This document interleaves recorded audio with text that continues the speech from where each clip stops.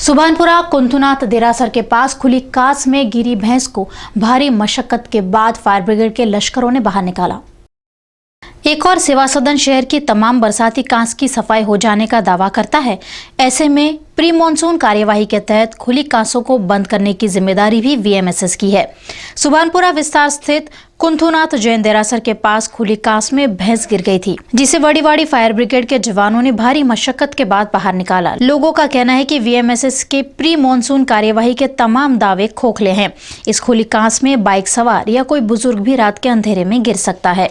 वरसादी कांच है ये छेल्ला घना समयथी खुल्ली है અને આજે ભેંસનું એક બચ્ચું અંદર પડી ગયું। સમય સૂચકતાને કારણે વડોદરા મ્યુનિસિપલ કોર્પોરેશનમાંથી સેવા સદનમાંથી બંબાવાલાએ આને એને બચાવી દીધું।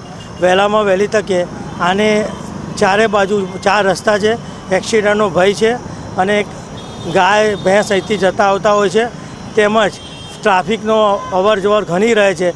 તો વહેલામાં વહેલી તકે કોર્પોરેશન તરફથી અહીંયા જાળીનું બંધ કરી દેવામાં આવે તો જેથી કરીને વરસાદી કાચને વ્યવસ્થિત કરી દે, જેથી કરીને પબ્લિકને તેમજ ટ્રાફિકને કોઈ તકલીફ ના થાય। શુભમપુરા 4 રસ્તા વિમલનાથ કોમ્પ્લેક્સ જૈન દેરાસર પાસે વરસાદી કોચની ખુલ્લી ગટરો છે ને એની અંદર વારંવાર જાનવરો પડી જાય છે। આજે આ ગાય લગભગ છેલ્લા 3 કલાકથી પડી ગઈ હતી। અહીંયા નોકરી પર આવ્યો પછી ખબર પડી કે ગાય પડી છે એટલે ફાયર બ્રિગેડને ફોન કર્યો। 10 મિનિટમાં ફાયર બ્રિગેડ આવી ગઈ અને ગાયને બહાર કાઢી છે। આ ગાયની જગ્યાએ કોઈ બાઇકવાળો કે કોઈ વ્હીકલવાળો પડે તો એની જિંદગી બી નકામી જતી રહે। કોર્પોરેશને આ ખાડા પૂરવાની કે આ કેનલને પૂરવાની કોઈ તસ્તી પડી નથી। આના માટે જવાબદાર વડોદરા म्युनिसिपल कॉर्पोरेशन। वहीं फायर ब्रिगेड के जवान राजन देवता ने अपना गुस्सा निकालते हुए कहा कि फायर ब्रिगेड तंत्र को वड़ीवाड़ी में स्टाफ न होने के चलते किसी अधिकारी के साथ टीम भेजने, मुख्य केंद्र पर कई बार फोन करने पर भी कोई सुनवाई नहीं हुई। आखिरकार टीपी 13 के 2 जवान आए, तब जाके कार्यवाही हुई। जैन मंदिर देरासर पर गाय खाड़ा में पड़ी थी, टाँकीनो वाल हतो, गटर खुल्ली है।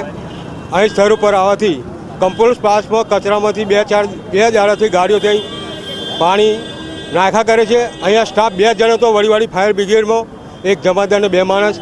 એ સ્ટાફ લઈને અહીંયા જૈન મંદિર ખાતે આવ્યા। ગાય અમે કાઢવા પ્રયત્ન કર્યો, 2 માણસથી ગાડી નીકળી નહીં।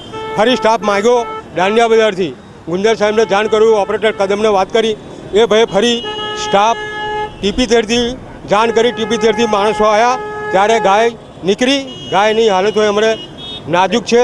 વડીવાડીથી સ્ટાફ હતો, ટીપી 13 ઓછો છે। 2 સ્ટાફ ભેગા થયા પછી આ ગાય કાઢવામાં આવી છે।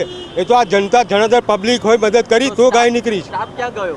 સ્ટાફ ત્યાં પેલા કચરા પેટી જે આગ લાગી છે ત્યાં ધુમાડો નીકળ્યા કરે છે, ત્યાં 2 દિવસથી ગાડીઓ ઓલવા કરે છે આગ, અને માણસો ભરતા નથી। માણસો જરૂર છે। ચીફ ઓફિસરનો વહીવટ કેવો છે એ અમને જાણ કરો કે તમે વહીવટ કરો, કમિશનરને જાણ કરો કેમ આ વહીવટ છે, ખોટો વહીવટ કેમ, માણસો ઓછા છે અને તકલીફ માણસોને પડે છે। અહીં કોઈ ઓફિસર દેખાયો નથી, જાણ કરી તો ઓફિસર આવ્યો નથી। ઓફિસર ઉપર પગલાં લેવા જોઈએ, કેમ આવ્યા નહીં? એક ઓફિસર તો ગયો, ઓફિસર એ તો આજે રજા છે કદાચ પાર સાહેબની એટલે નહીં આવ્યા, પણ ગુંદર સાહેબે શું વહીવટ કરો, બીજો ઓફિસર કેમ નહીં મોકલો? બીજો કંપનીમાં આગળ તો ઓફિસર તૂટી પડે છે, કેમ તૂટી પડે છે? એનઓસી માટે કેમ તૂટી પડે છે? અહીંયા કામગીરીમાં કેમ ઓફિસરો આવતા નથી? એ તો તમારે જાણી લેવું જોઈએ। મેં ના કહ્યું કે આવું છે, એક અમારો ચીફ ઓફિસર ગયો, કેમ ગયો એ બધું જાણવાનું।